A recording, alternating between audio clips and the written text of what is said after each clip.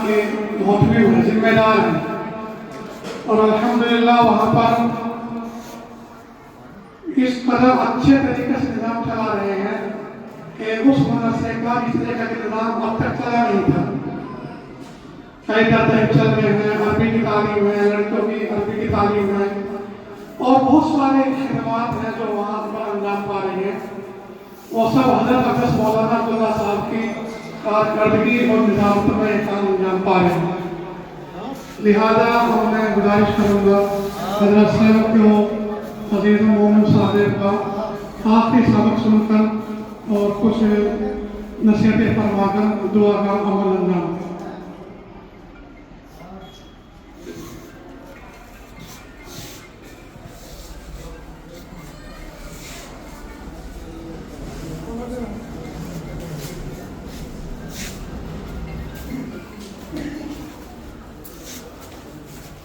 أعوذ بالله من الشيطان الرجيم.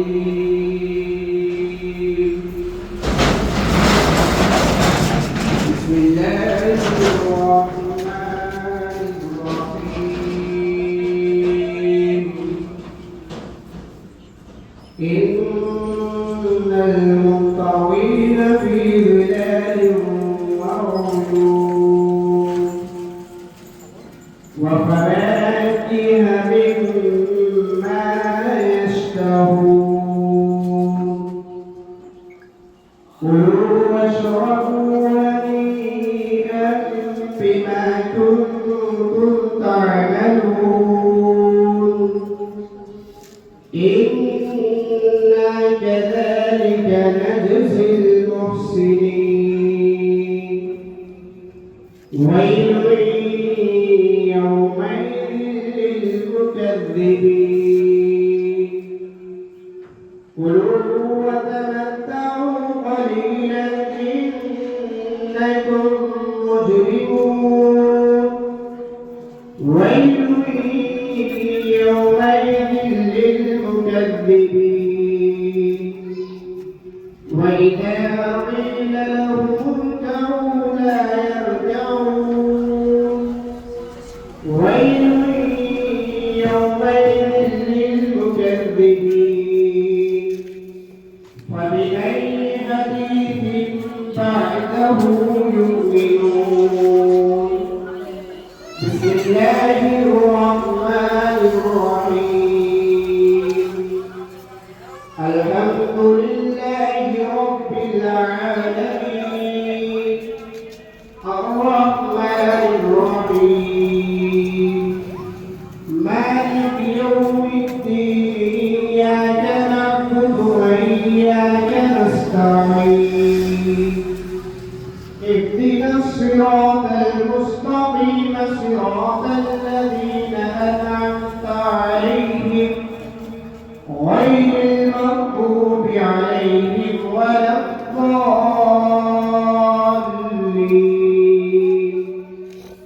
بسم الله الرحمن الرحيم. ألف لام ميم. ذلك الكتاب لا ريب فيه هدى للمتقين الذين يؤمنون بما أنزل إليك وما أنزل من قبلك وبالآخرة هم يوقنون. أولئك على هدى من ربهم وأولئك هم المفلحون. صدق الله العظيم.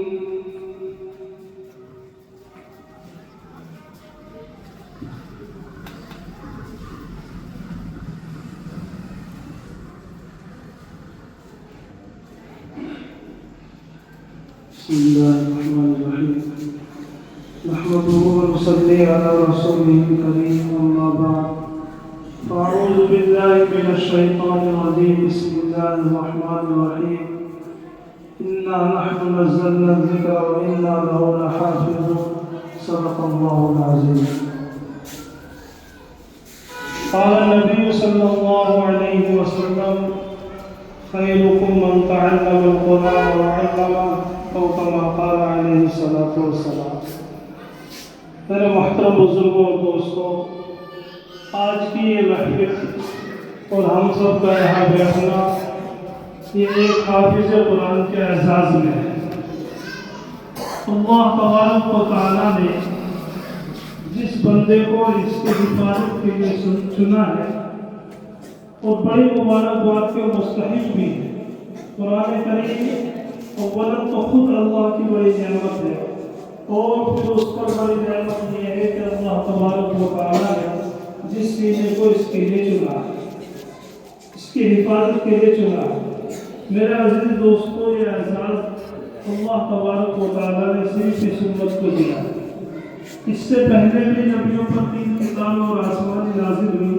حضرت داؤد علیہ السلام پر زبور نازل ہوئی، حضرت موسیٰ علیہ السلام پر تورات نازل ہوئی، حضرت عیسیٰ علیہ السلام پر انجیل نازل ہوئی۔ علامہ سیوطی کی کتاب خصائص الکبریٰ میں اس کو نقل کیا گیا ہے۔ فرماتے ہیں کہ حضرت موسیٰ علیہ السلام نے اپنی کتاب تورات کا مطالعہ کر رہے تھے تو انہوں نے اس میں پڑھا یعنی ایک امت ایسی ہوگی جو بعد میں آئے گی تو جنت میں پہلے جائے گی۔ حضرت موسیٰ علیہ السلام نے اللہ سے درخواست کی کہ اللہ اس امت کو میری امت بنا، یعنی وہ امت میرے سامنے آ جائے جو اتنے فضائل والی ہے کہ آنے کے اعتبار سے وہ آخر میں آئے گی لیکن جنت میں پہلے جائے گی۔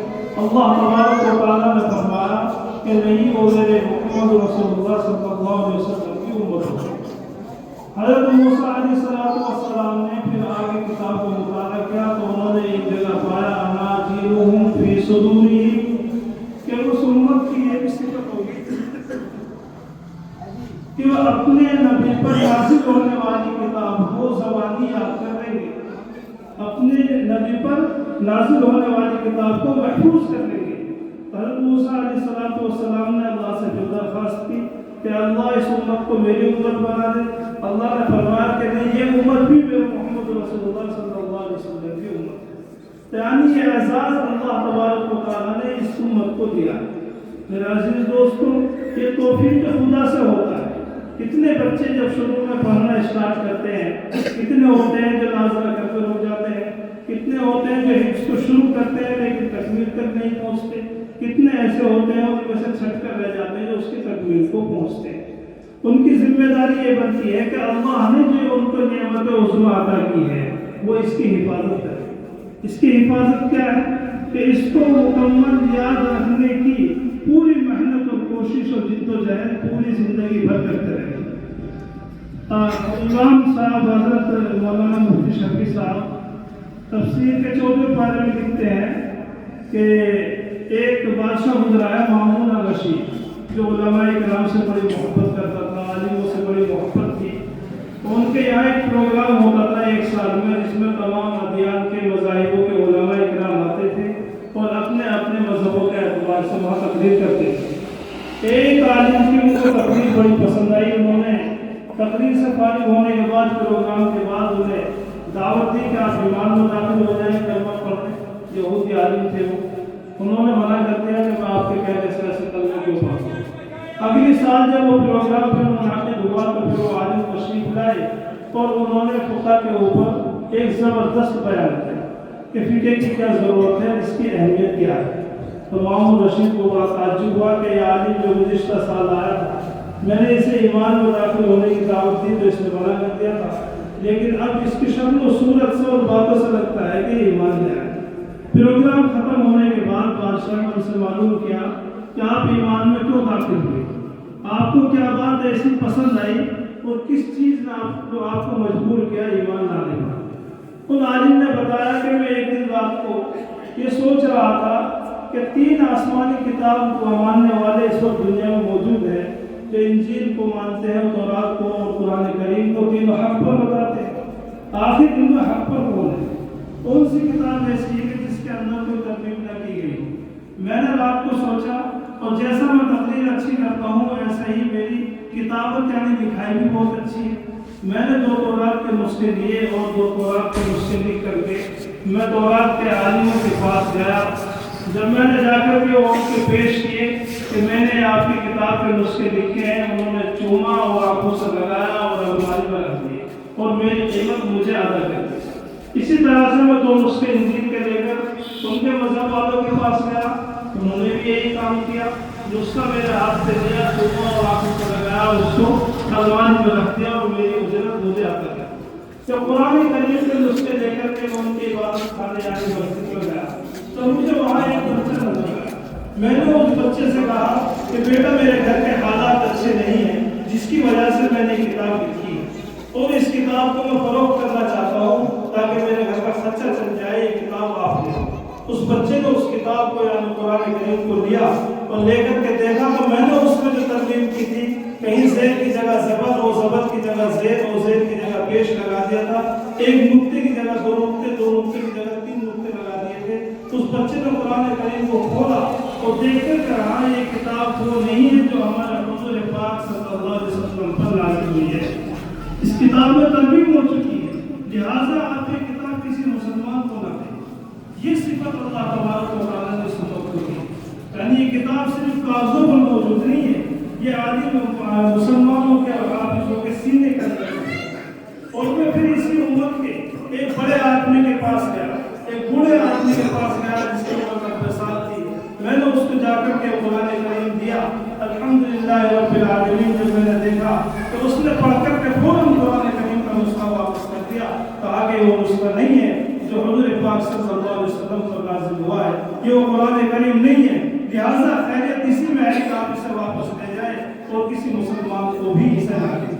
تو پتہ یہ چلا کہ اللہ تبارک و تعالیٰ نے یہ صفت اور یہ کرامت صرف مسلم اللہ نے اس امت کو عطا کی کہ جو اتنی بڑی کتاب اللہ قرآن الرحمن علم القرآن, کہ رحمان وہ ہے کہ جس نے تمہیں قرآن سکھایا. پتہ یہ چلا کہ قرآن سکھاتا کون ہے, یہ توفیق اللہ دیتا ہے. بندے اتنی بڑی کتاب کو محفوظ اپنے سینے میں درج کرنا اور اس کو یاد رکھنا مسلسل یہ ایک بہت بڑا کام ہے, لیکن اللہ کی توفیق سے بہت آسان بچوں کے لیے ہو جاتا ہے. جو بچے حافظ قرآن میں ماشاءاللہ بڑی مبارکبادی کے مستحق ہے اور یہ بڑی نورانی مجلس ہے. اللہ تبارک و تعالیٰ اس قرآن شریف کی برکت سے ہم سب کو اور ہمارے والدین کو, ہمارے متعلق سب کی مغفرت کے فیصلے فرمائے. وآخر دعوانا الحمدللہ.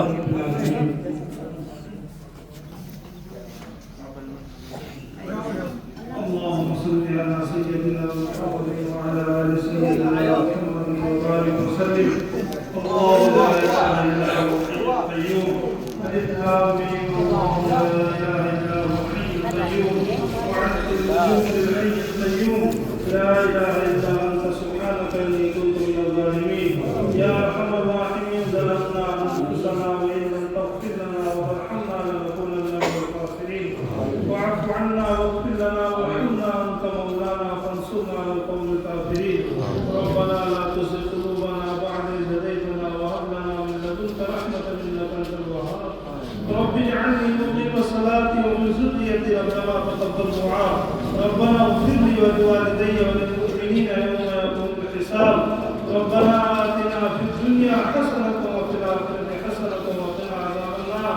وقنا عذاب النار, وقنا عذاب النار, وقنا عذاب القبر, وقنا عذاب الحشر, وقنا عذاب الدين, وقنا من فتنة المسيح الدجال, وقنا من فتنة المحيا والممات.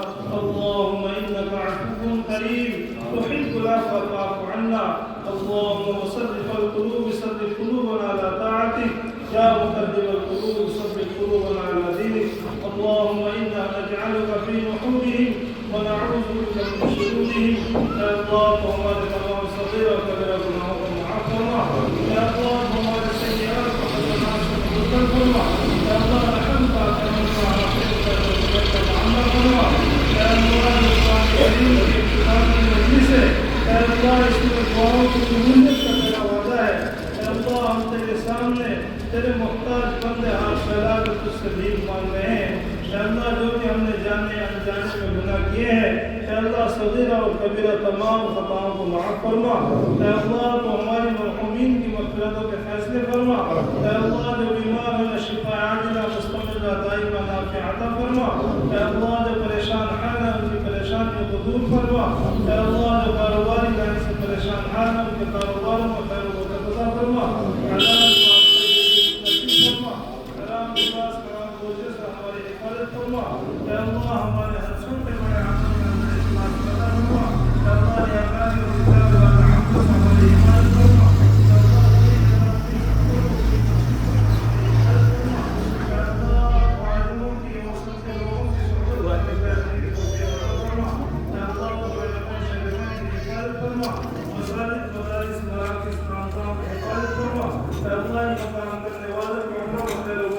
فرما ہر ایک کے دل میں کوئی نہ کوئی تمنا ہے اے اللہ جسے تو خوب جاننے والا ہے اے اللہ تو ہر ایک کی جائے اس تمنا کو پورا فرما اے اللہ یہاں کچھ طالب علم بیٹھے ہوئے ہیں اے اللہ تو انہیں علم دین کی دولت سے مالا مال فرما اے اللہ تو علم نافع عطا فرما اے اللہ علم لا ينفع سے ہماری حفاظت فرما اے اللہ جو ہم نے پڑھا اس پر عمل کرنے کی توفیق عطا فرما اے اللہ حضور پاک صلی اللہ علیہ وسلم نے جتنی بھی خیر کی لائن سے دعائیں مانگی ہیں ان تمام میں ہمارا حصہ عطا فرما اور جتنی بھی شرور و فتن سے آپ نے پناہ چاہیے اے اللہ ہم سب پناہ چاہتے ہیں پناہ نصیب فرما اے اللہ تو ہم سب پر خاتمہ ایمان پر ہونے کا فیصلہ فرما اے اللہ تو ہماری مختصر سے دعا کو قبول فرما سبحان ربک رب العزت عما یصفون وسلام علی المرسلین والحمد للہ رب العالمین.